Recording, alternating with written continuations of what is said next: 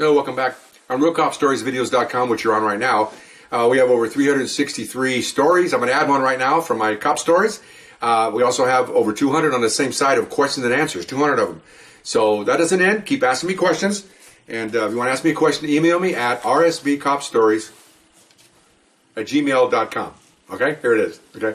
And for the hearing in part, I don't know how to do that. Anyway, so go to that site. Ask me questions. Okay, so now I don't have. Oh, actually, there is we have closed caption in our videos. You could go there. So I'm not making fun of them. I thought it was cute to do. But anyway, okay. So here's another story. Okay, and if you want to find this story, go to page 20. Page 20. Okay, on the home page, and go there and look up page 20. We're on there. Okay. Our home page. Okay, RealCopStoriesVideos.com. Okay, I got it. All right. Been a while. We've done over 200 questions and answers. I don't know how to go back to telling a cop story.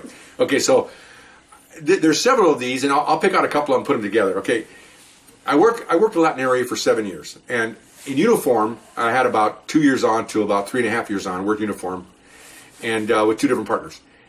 And in this division, there was about, there's probably about 6 parks, big ones. One has a lake in it. One's huge up against a mountain, really nice parks. Okay, well, being it's a Latin area, you have Cinco de Mayo Fiestas every year. Okay, then you have September. I don't know what date it is. Some date in September, which is another lesser known Cinco de Mayo type fiesta, which I should have looked up the date ahead of time. This is September, because September the 13th. Okay. Anyway, it's the one is the liberation of the Mexican people from one country, like I think it was France. The other was from Spain, something like that. Okay, so they're celebrating. Cinco de Mayo celebrates this. This is what they're celebrating. I always thought about it as just as a human being, just a reason to get drunk. Okay, that's fine. Okay, have a good time. Who cares? Okay, so one of them was a pretty big park up in the north part of the division, huge park, and so they have carnival rides because we have to police it. And they'll have officers on patrol outside on the perimeter, because most of them obviously are surrounded by roads, streets, because it's in an urban area, but it's huge. So you have 2 or 3 police cars that basically sit, different areas, strategic areas around the park in case you need help. And then you have anywhere from, 6 or 8 2-man foot beats, person foot. Well, then I'd call it 2-man because those days there wasn't any women with us. It was in the 70s. I'll call it 2-man foot patrols.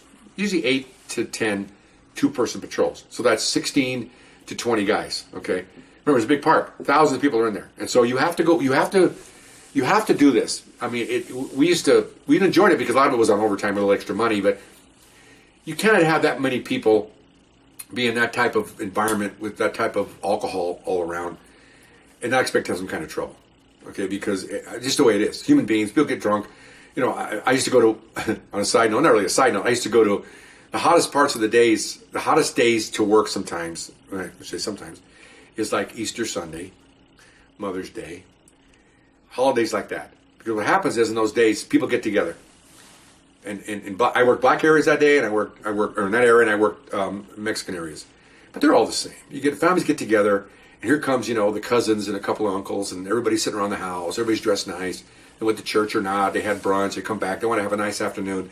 And all of a sudden, the one uncle doesn't like what the nephew's looking at him, and this guy doesn't like that. And next thing you know, they call the police because everybody's fighting.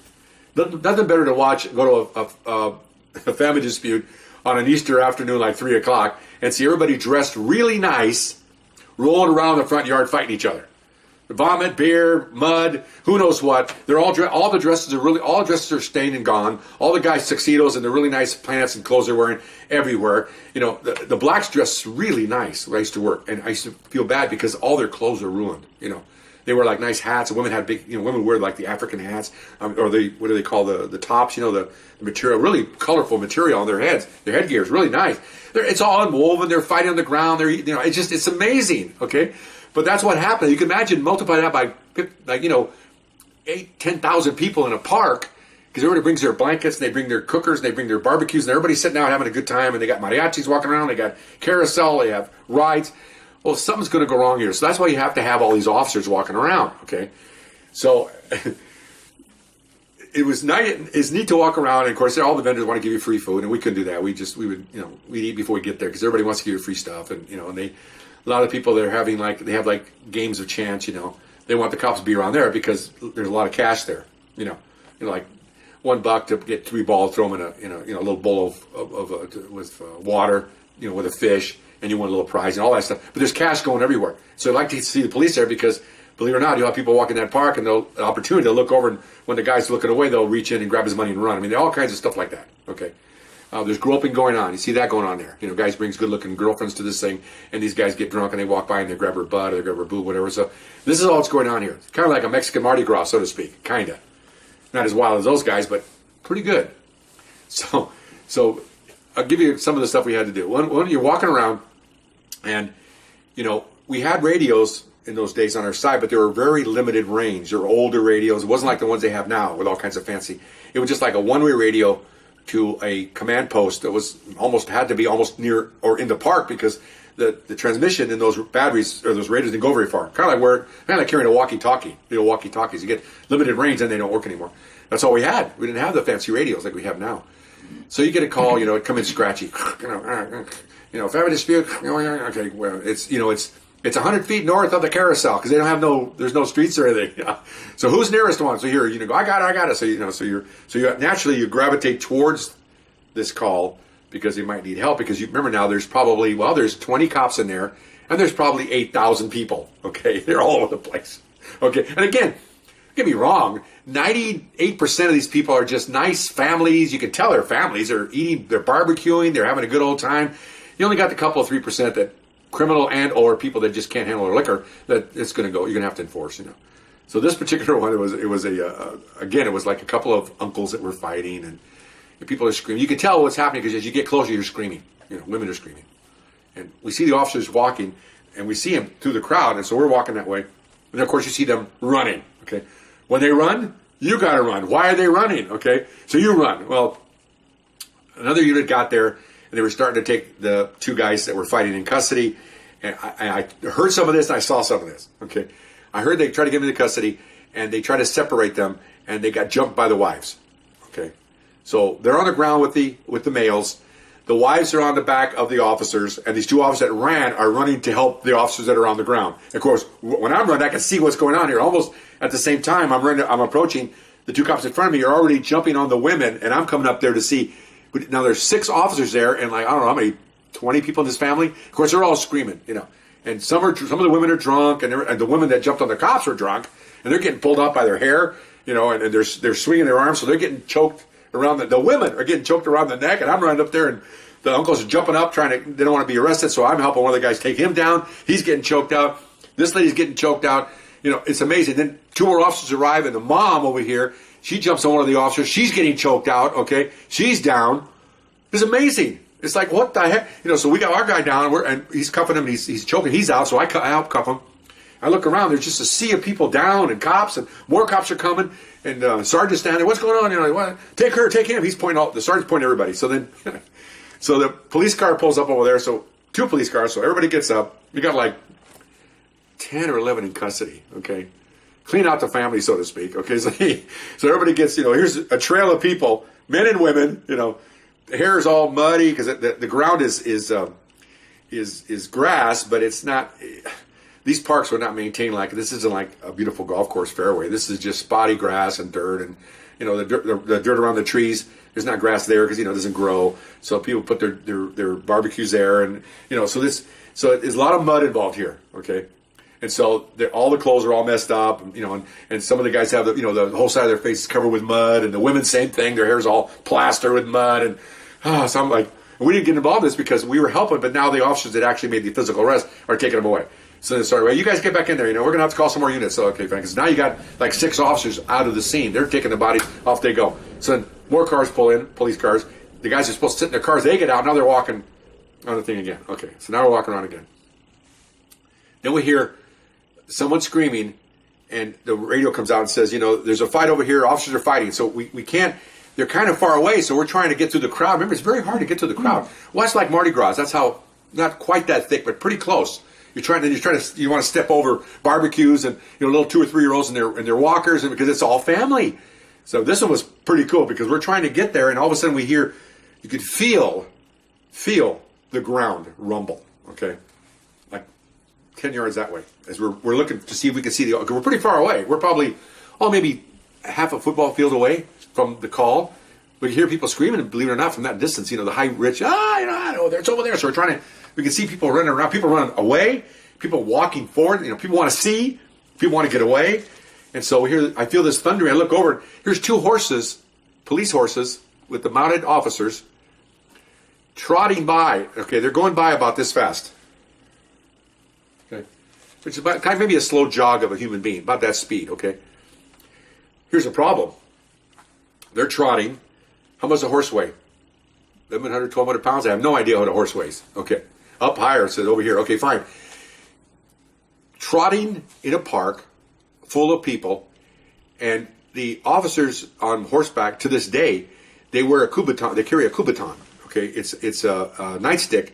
Our nightsticks are about this long. Theirs is like that long because they have to be able to hit when they're on the horse. So they got these long kubaton. I think that's what they call them. I think no. The kubaton's a little one. That's a little one. Never mind. I know the term. I'm not a horse guy. But anyway, it's a long baton. It's almost like a sword, Excalibur. But anyway, so you see them trotting by. They got these wooden things out. They're holding them up in the air. I thought it was pretty funny. But that kid looked kind of weird. But anyway, so they're trotting, and they're not trying to get out of the way of the crowd. They're yelling police, and they're plowing, and I mean plowing through the crowd. They're knocking people on their butts. People turn around, next thing you know, there's a horse there. The officers are trying to get to those officers, and they're not going to stop for anyone. They're not going to sit there and go with their horse, basically walk. Oh, excuse me. No, they just took off. And they're yelling the whole time, police, police, police, police. And people are looking, getting out of the way, and I literally saw bodies just flying out, hitting the chest of that horse and just gone. And they're just running, almost like a path. Of course, we walk behind the path, it's already open. We just walk behind along the hoof marks because there's nobody back there. They're all screaming and everything else. Now they're screaming from they're screaming from the mounted unit, the horses. Oh man! So they get there and I see the 6 going up and they don't hit anybody, but they got the 6 up. So everybody's like because it's a very weird sight to see. If you see an officer with a stick out, you get nervous anyway. You can imagine looking around and see this guy on a horse looking over you with this. So everybody's got their hands up and everybody's moving away. All of a sudden, it's like a party to the sea. All that's left is the 2 officers and a couple of drunks. And the officers with the horses roll up and they just stand next to them and they turn their horses outward, facing away from the officers. And they're yelling at people, just stay back, stay back. Man, tell me more than once to stay back. I got this huge horse in front of me. He's able to basically knock me to the side like I'm nothing. That's what it looked like. Looked like nothing. Just boom, So we get there really late. And we got there, everything was over. So we get there, it's fine, it's over. So these officers get up and they're gone. Okay. So then you get the inevitable weird call. We're walking and we say, officer, and here it comes. Okay. Guy walks up to us, young kid, 25 years old, with his girlfriend. Okay. And to say she's hot would be an understatement. She's a Kelly LeBrock, you name a beautiful woman looking Latin lady, 22 years old, just gorgeous, model gorgeous. And she's wearing a mini skirt and her things are starting to hang out. And he goes, and so this guy came by and groped my girlfriend, and he put his hand on my leg. Oh, no. So I'm thinking, look at my partner, oh, boy. And he goes, well, do you know where he is? We're hoping that he just got away. We'll just make a report, because otherwise we're going to take action. Okay. Yeah, he's right over there. Okay, so we look over, and the guy's playing a game or something. You want to make a complaint? Well, yes, I do. She wants, yes, I do. And she's like, this is terrible. And the whole time I'm thinking, I don't want to sound like a sexist old man, but you dress that way, you kind of invite it. Okay, not really kind of invite it. I know that's not correct thing to say, but, if you're just wearing like nice shorts and a nice top, no. But, it's there to, and a drunk guy's going to try to grab it. I mean, come on, she's beautiful. Okay, there's no excuse for that. So we go over there, and we're running out of time here. And, he turns around, sees us. Of course, he tries to leave. We have to stop him. And now he starts to pull out the fists. And now my partner, who's bigger than me, just takes him down. Okay, he starts to do this, hey, and then next thing you know, I see a big forearm around his neck. I grab his right hand. He's trying to hit my partner with it. And I grab his right hand. Then I grab his 2 friends on his crotch. And and then he gives up, and then we cuff him. Okay. So then we take a report. And we just, she's mad. She's screaming at him, and everything else. Took the report for sexual battery. And then we took him away, and that's my stories about Fiestas. There's a lot more little things that happen, but horses, family being arrested, one guy got groped underneath her skirt, and that's the kind of stuff you get. It was fun. It was very enjoyable, very taxing after a while, because you think, man, I would never do this. It's just that's not my cup of tea. That many people around, it just makes it kind of too crowded. Really too crowded. Anyway, hope you enjoyed that. It's one of my stories, and look the rest of them up. Thank you so much. Bye bye.